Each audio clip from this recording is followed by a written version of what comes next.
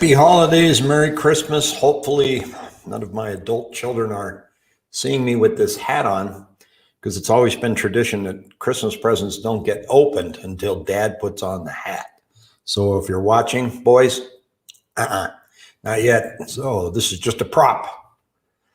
I had to get on today because I've just got to share some of these numbers. And I think one of the things that I really want to stress and yak about a bit this morning is that how things change when you're looking at the real estate market, and people telling me that there's a crash coming.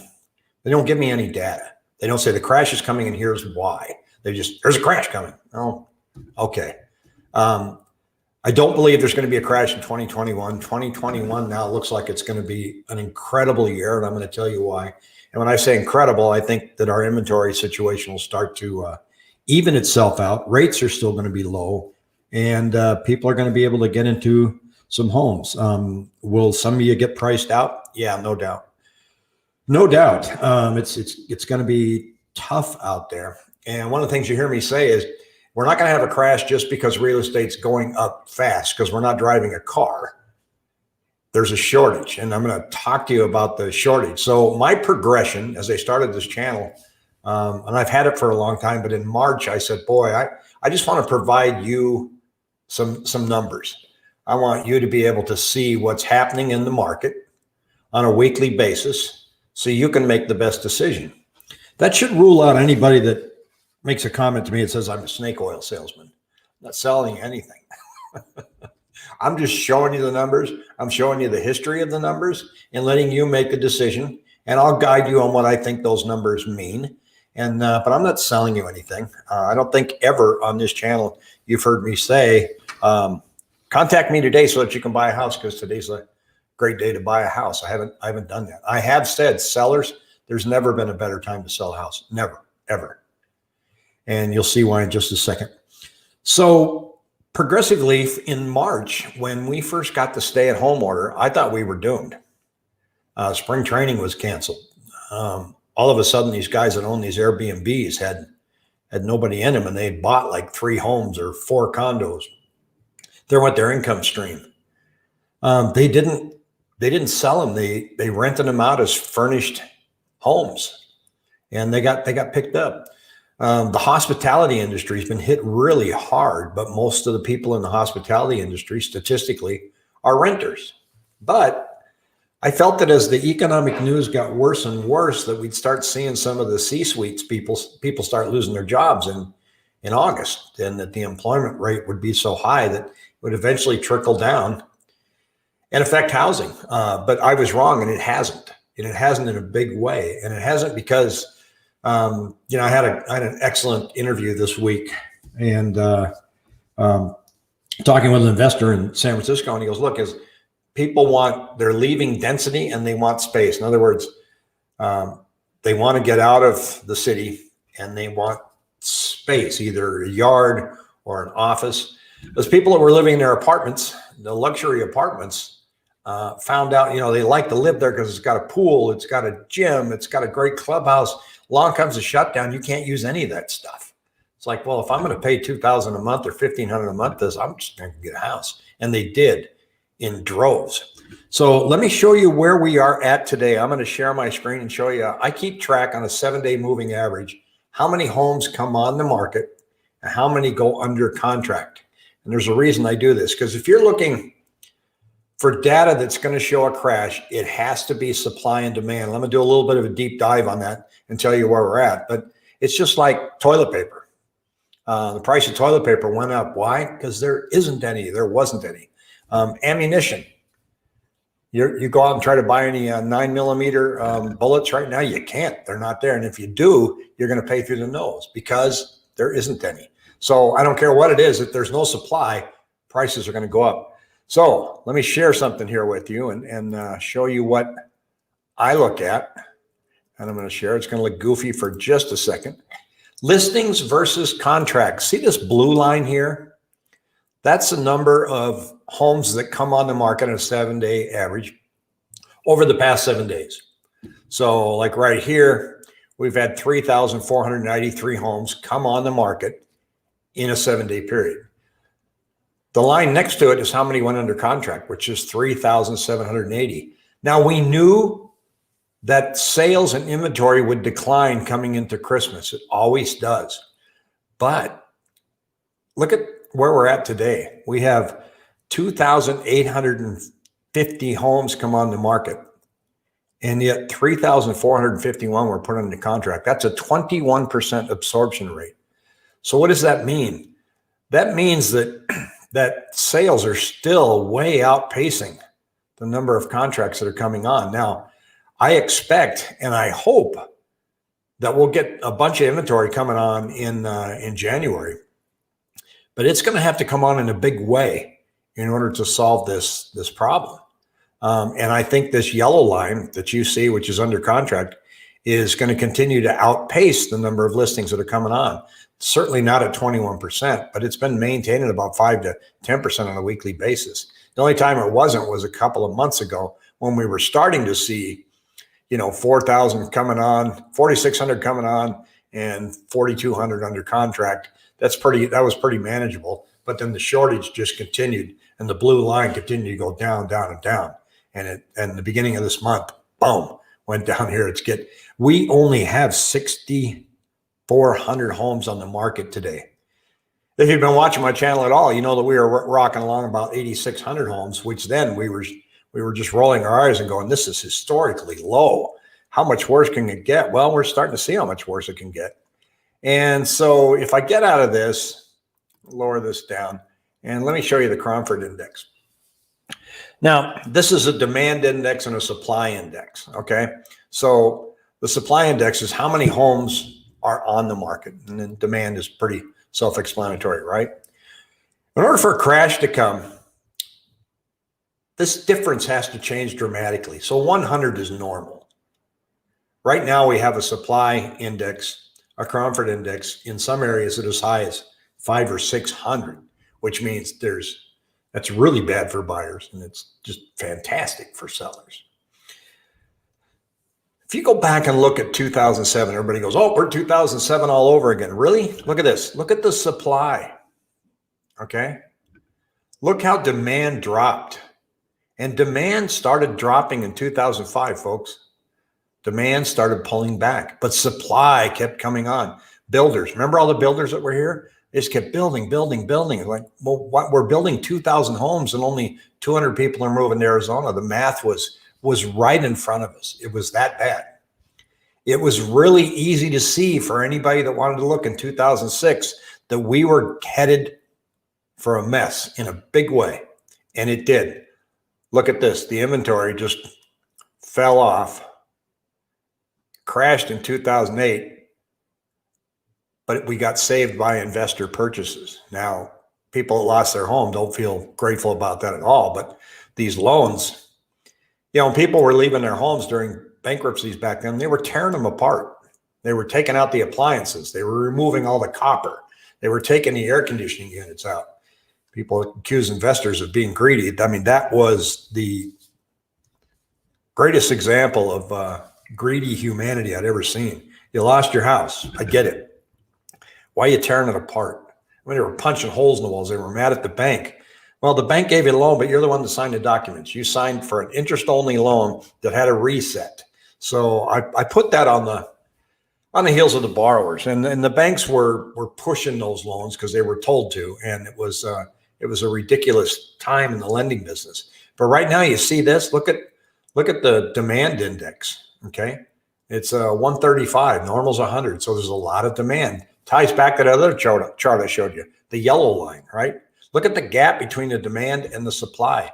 This is going to have to converge and change dramatically before you start seeing any decrease in house prices. So we're not there yet. So if you're looking at anything that can change the amount of inventory that's out there, let's talk about that for a second. There's no shortage of YouTube videos saying that a crash is coming, and it's going to be because of the forbearances. Now, there are some parts of the country where inventory could get affected by forbearances, and forbearances are you're just delaying your payment. There are some numbers out there that say that almost half of the forbearances that are out there are people that could afford to make their payment, but they're just taking advantage of taking the forbearance just to help with their cash flow. It's like, yeah, let's not make a housing payment for a year and we'll pay down our other debt, pay off our car. Then we'll just, tack it on to the end of the loan. So it's hard to tell. And I don't have any access to how many homes are in forbearance in Arizona, but I suspect it's not a lot. But let's just go ahead and play with the numbers and say 3 million homes hit the market because when people went to exit forbearance, for some reason or another, they couldn't get it to work out. You don't even have to provide any paperwork. You just have to call your bank and go, I can't make the payments. Can you put me into forbearance? And they'll do it. Now, back in 2006, 2007, 2008, there were no programs like that to help you. There was nothing out there. In fact, foreclosures do take a long time. So you have to be 3 months behind before they start the foreclosure process. So you got to be 3 months in arrears. And then it takes them a few months to actually foreclose on your home. So it's almost 9 months before they actually take the home from you. They start the foreclosure proceedings, and then you can have what's called a pre-foreclosure sale. And if you can't find a buyer, you just hand it back to the bank. It's going to take them a while to put it on there. So a wave of foreclosures hitting our market is going to be pretty easy to see that it's coming. It's not going to surprise anybody if we're getting into some kind of a foreclosure market. But here's some numbers to think about. So places like Texas, Texas has really high real estate taxes, right? Your payment that you are making, and you have an escrow payment, now you're not making the payment, you are going to owe those taxes. And they don't have an income tax, but their real estate taxes are almost as high as New York's. They're awful. $175,000 house can have a $4,400 annual tax fee. You're going to owe that when you come out of forbearance if you haven't continued that. That might be a pinch point, some pain for Texas homeowners that entered into forbearance. I'll have to watch and see that. Las Vegas, there's a lot of forbearance numbers up there. Probably the percentage is higher than most of the other states, along with New York. So we'll see. But here's some interesting stuff that I ran into that I wanted to read to you. So there's a report that says there are many households which are delinquent but have not pursued any loss mitigation. There is a lack of homeowner awareness of payment options. In other words, there's still a lot of people out there that don't know what their options are. They don't know that there's a forbearance plan. They don't know what it means. They don't know how they can get it. They don't know how to get out of it. And this was a webinar that was put on by government financial people that said, where's the problem here? How are we going to come out of this? So what they came to the conclusion was the first is outreach to those borrowers who are delinquent but not in forbearance. In other words, we got to reach these people and tell them, there's the cavalry's coming. There's help on the way. About 775,000 homeowners have fallen behind in their payments since the pandemic began, and 299,000 of them were never in forbearance, while 476,000 became delinquent after they exited it. So they came out of the plan and they immediately fell behind in their payment. 85% of those are working with their servicers, but 40,000 have not entered into loss mitigation. The number will likely grow when a maximum of 12 months of forbearance expires in the spring. So there's a lot of homes in forbearance and a lot of people that got out of it because they thought they had to get out, didn't know they could extend it, and they just aren't taking advantage of the program. Now, that's 2.8 million homes. So nationally, 2.8 million homes, if they hit the market and our inventory is as low as it is now, that's not going to cause a crisis. So if they enter forbearance, and even if they're upside down on their mortgage, they got to do a short sale or they got to do a foreclosure, that's not going to be a huge wave of homes that are going to hit us. So I agree, and I'm convinced that 2021 is not going to bring about a dip in the market. And there's nothing like the inventory numbers that I just showed you of a 21% absorption rate that is a predictor of where prices are going. So the first quarter of 2021, expect real estate prices to keep going. And we know that because of the numbers that we see today. But tell me what you think. Do you think there's a crash? But tell me why you think there's going to be a crash. Not to try and turn anybody into an expert, but it can't just be velocity. Now, interest rates. If interest rates go to 6%, prices are going to pull back dramatically. You could see a 20% drop in pricing right off the bat because the buyer activity is just going to, whoa, I'm not playing in the sandbox. That can pull it back. But if you're going to go back 20% at the end of 2020, 21, when you've already gone up 20% in 2020, the impact for individual homeowners is not going to be enough for them to say, oh, we're in deep doo-doo. We got to put our house on the market. So that's not going to cause a huge inventory punch. It's going to cause a huge pullback in buying activity. And then those lines will start to even out. And then maybe inventory will start increasing over the buyer activity. But if you go back and look at the bond charts, you look at the treasury charts, you see what the Feds are doing. We do not see any rate increases all the way through 2021. And 2022 will remain to be seen. You can guess and say, well, I've read that it's going to go down to 1.5%. I've heard it's going to climb up to 4%. Nobody knows. The Federal Reserve knows that if this program backs off at all, that it's going to have an impact on housing. And right now, housing and the stock market's the only thing that's given anybody any hope. So I don't see that happening.